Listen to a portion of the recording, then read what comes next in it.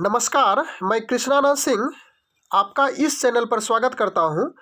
Bihar fireman भर्ती अर्थात अग्निशमन सेवा परीक्षा 2021 के लिए पिछले साल पूछे गए साइंस के हल प्रश्नों के साथ उपस्थित हूं, जो आगामी फायरमैन परीक्षा की तैयारी में आपको मदद देगी। प्रश्न पूछने का स्तर क्या है, इससे आपको अंदाज़ा मिलेगा। तो आइए चले उन प्रश्नों का रिमाइंड करते हैं। पहला प्रश्न है, जैव मंडल में रासायनिक पोषकों का चक्रण होता है। तो जैव मंडल में पादपों एवं जंतुओं का जीवन संभव है। पृथ्वी के चारों तरफ 30 किलोमीटर मोटी वायु जल स्थल मृदा जीवनदायी परत कहलाती है।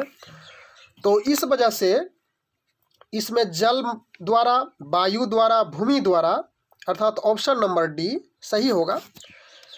दूसरा प्रश्न है, प्रोटीन संश्लेषण होता है।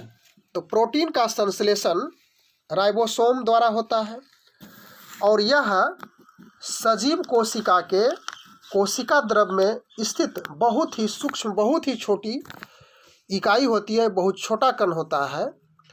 और 1958 ईस्वी में इसका नामकरण रिचर्ड वी वाटसन ने दिया था। अगला प्रश्न है, खाद्य श्रृंखला में उत्पादक प्रकाश ऊर्जा को बदलती है, यानी खाद्य श्रृंखला। तो इसमें प्रकाश ऊर्जा को बदलती है रासायनिक ऊर्जा, ऑप्शन नंबर डी। उसके बाद फोर्थ नंबर प्रश्न 2,4-D है। तो 2,4-D एक खरपतवार नाशक है। 2,4-D का फुल फॉर्म होता है डाइक्लोरोफिनॉक्सी एसिटिक अम्ल, जो चौड़ी पत्ती वाली खरपतवारों को नष्ट करती है। पांचवा प्रश्न है, पुनरुद्भवन की विशेषता पाई जाती है। तो पुनरुद्भवन की विशेषता फॉरीफेरा वर्ग के प्राणियों में पाई जाती है, ऑप्शन नंबर बी।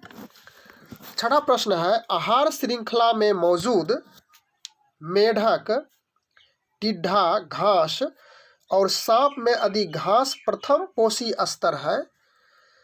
तो तृतीय पोषी स्तर पर क्या होगा? तो तृतीय पोषी स्तर पर मेढक आता है। भोपाल गैस दुर्घटना में किस जहरीली गैस का रिसाव हुआ था? तो यह मिथाइल आइसोसाइनेट अर्थात मिक गैस का रिसाव हुआ था, MIC। इसे मिथाइल आइसोसाइनेट भी कहा जाता है, इसका शॉर्टकट नाम है। आठवां प्रश्न है, एक खाद्य श्रृंखला के एक ही चरण होते हैं क्योंकि हर चरण पर ऊर्जा स्तर, तो ऑप्शन है घटती है, बढ़ती है, पहले घटती है फिर बढ़ती है, पहले बढ़ती है फिर घटती है। तो खाद्य श्रृंखला के चरण में हमेशा इसका ऊर्जा का ह्रास होते जाता है, घटते जाती है। तो ऑप्शन नंबर ए होगा। आपतन कोण होता है परावर्तन कोण का, या प्रकाश के परावर्तन के नियम से स्पष्ट होता है, दूसरा नियम से।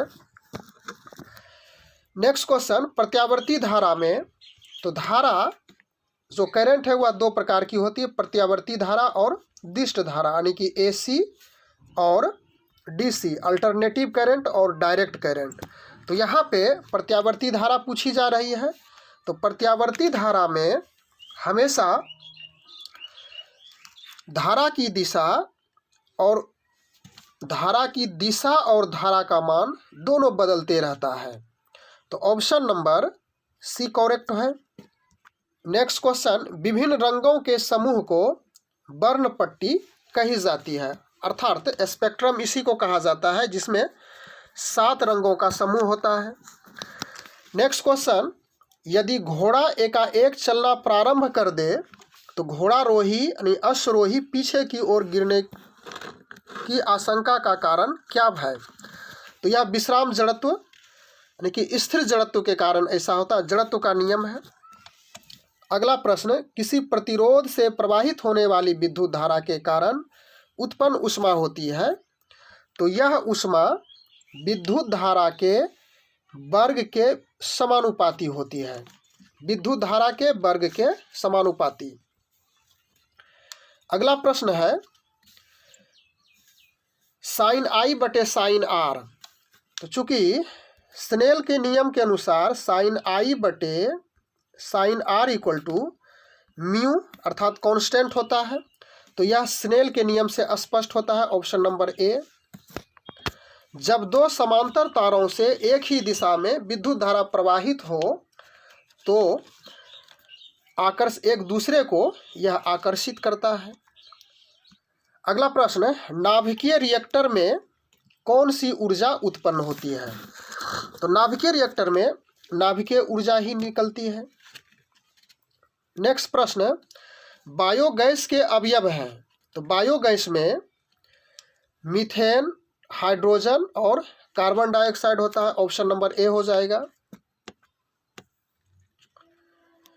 न्यूक्लियन का मान होता है, न्यूक्लियस यानी कि नाभिक में प्रोटॉन और न्यूट्रॉन होता है। Option number D P+N। Electron कक्षा अर्थात ऑर्बिट में चक्कर लगाते रहता है। उसके बाद 19 नंबर प्रश्न है, नाइट्रोजन गैस के अणु में कौन आबंध होते हैं? तो नाइट्रोजन N2 में नाइट्रोजन गैस के अणु में संयोजी बंधन अर्थात 3 संयोजी बंधन होता है, जो कि डी ऑप्शन है। ब्यूटेन तथा आइसोब्यूटेन है, यह समावयवी है, आइसोमरिज्म है ब्यूटेन का, ब्यूटेन और आइसोब्यूटेन। 21 नंबर, 1 बिलियन जिसका pH 3 है तो उस बिलियन का OH- पूछा जा रहा है। तो चूंकि pH plus POH equal to 14 होता है और pH का वैल्यू यहाँ पे 3 है और इसको निकालना है व्हाट, तो यह हो जाएगा 11 अर्थात 10⁻⁻11। ऑप्शन नंबर ए सही होगा। एक इलेक्ट्रॉन का भार होता है, तो यह 1/1838। ए नंबर ऑप्शन। ग्रेफाइट का पेंसिल में उपयोग क्यों किया जाता है? तो यह कागज पर चिन्ह अंकित कर सकता है। ए नंबर।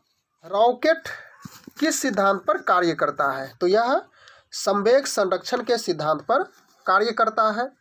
और अंत में मैं आप सभी का शुक्रगुजार हूँ, क्योंकि आप लोग के सहयोग और प्रोत्साहन से मैं लगातार वीडियो अपलोड कर रहा हूँ। यदि आप इस चैनल पर पहली बार आए हैं तो चैनल को ज़रूर सब्सक्राइब कर लेंगे। Thanks a lot, good bye.